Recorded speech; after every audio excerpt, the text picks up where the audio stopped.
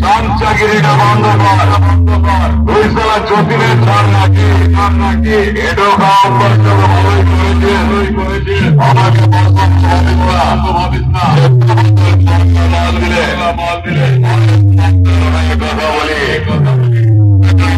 একটু অপারেটর করছে তোর বাবু মাথা চলে গেছে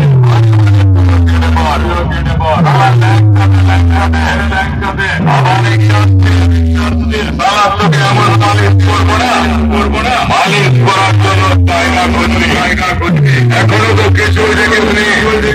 এরপর তোর সালা ধরতে করে ধরা বাড়িয়ে ছাড়বো। ওদের লজ্জা লাগে না সারা রাস্তা লোককে পড়ে থাকে যত সব খাওয়া জল